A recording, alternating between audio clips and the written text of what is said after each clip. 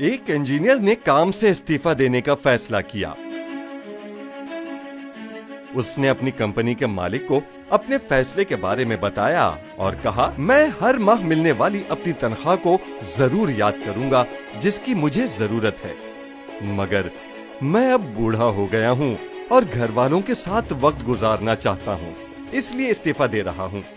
مالک نے کہا، اچھا چلو تم میرے لیے ایک آخری گھر بنا دو، پھر نوکری چھوڑ دینا۔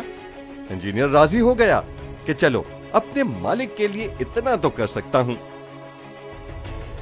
انجینئر نے بے دلی سے کام شروع کیا اور اس نے زیادہ وقت دینا بھی بند کر دیا۔ اس نے اچھے سیمنٹ بجری کو دیکھنا بھی ضروری نہیں سمجھا۔ اس نے اس گھر میں سوئمنگ پول بھی نہیں بنایا اور کھڑکی اور دروازوں کے لیے اچھی لکڑی کے استعمال کو بھی ضروری نہیں سمجھا۔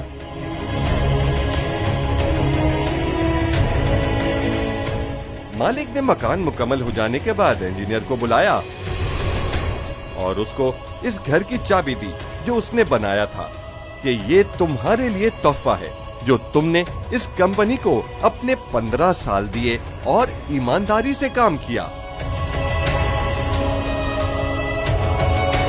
انجینئر حیران رہ گیا اور بہت شرمندہ ہوا اور سوچنے لگا، کاش میں اس کو اپنی زندگی کا سب سے اچھا گھر بناتا۔ اگر مجھے پتا ہوتا تو اس گھر کو دنیا کا خوبصورت ترین گھر بناتا،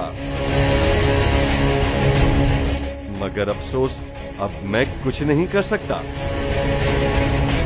ہم مسلمانوں کا بھی یہی حال ہے کہ ہم دنیا میں اپنا مقام بنانے کے لیے اتنے مصروف ہیں کہ ہمیں آخرت کی فکر نہیں کہ ہم کیا کر رہے ہیں۔